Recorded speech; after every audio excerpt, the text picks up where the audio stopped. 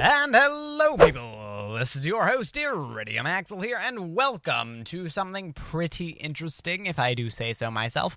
And this is a storage system using the newest snapshot, 16W39C, and it uses some pretty interesting mechanics, and it uses the Shulker boxes. So if we just place one down here, these things are like chests, so you can put an item inside of that, break it, and it contains the item.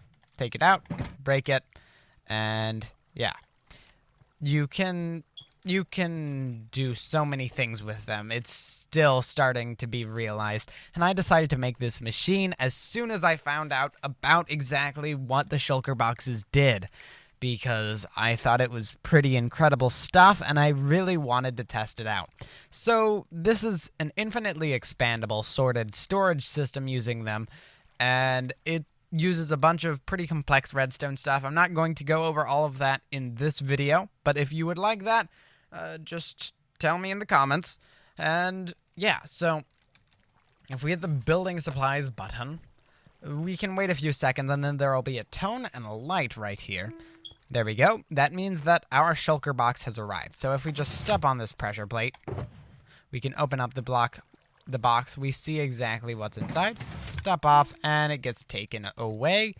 As you can see, it's still in the buffer because this light is on. So we can get rid of it by hitting this return button.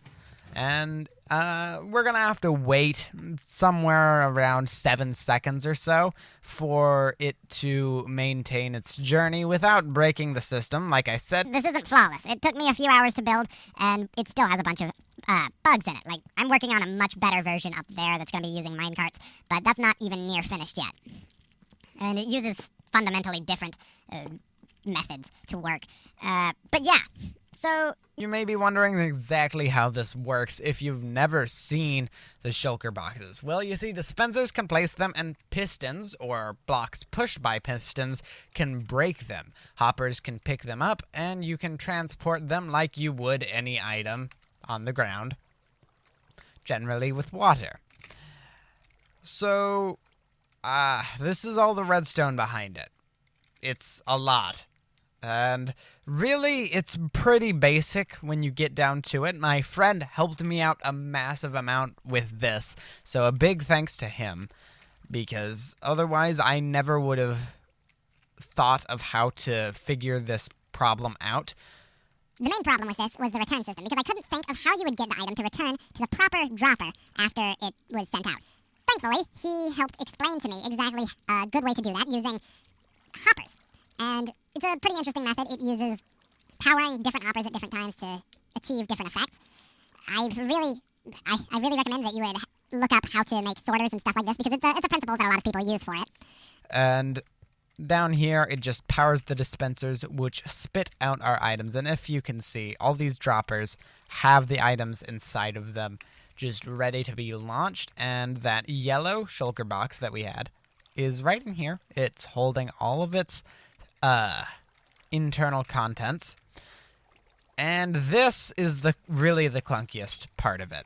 This area over here is all pretty well streamlined, because it's all modular. So that's why I say it's infinitely expandable, because you can just keep on moving it out this way, making it bigger and bigger, and it won't make that much of a difference. The only thing you'll have to do is make the building wider to add more buttons, and it'll get longer this way. But there won't be that big of a difference. This entire area over here can stay exactly how it is.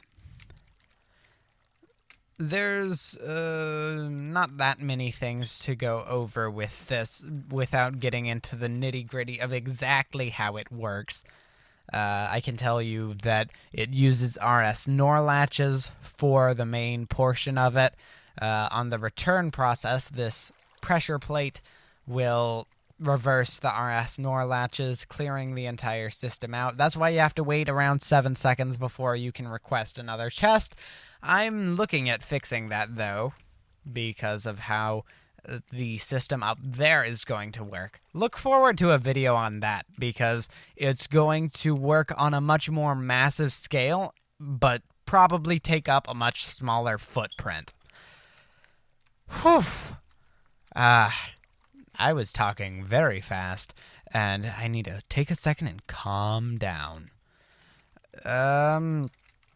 How it breaks the shulker box is just with a monostable circuit. So when you pulse a piston fast enough, let's just replace this with a sticky piston right here and place a block on there. As you can see, it left the block behind because of how fast it pulsed.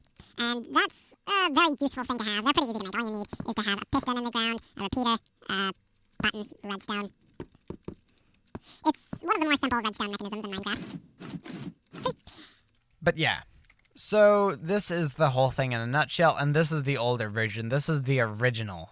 It took me and my friend probably around 3 hours to build, and it was a bit rushed, but it still turned out pretty well.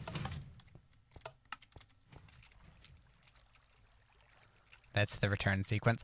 Anyway, thanks a ton for watching. If you would like me to go over more on how this works, I'd be glad to.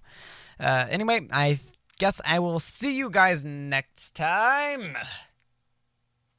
Wait, I did everything out of sequence. I have a tradition here. I'm sorry that I'm delaying the end of the video. Okay, thanks a ton for watching. I hope you enjoyed, and I guess I'll see you guys next time. Bye-bye.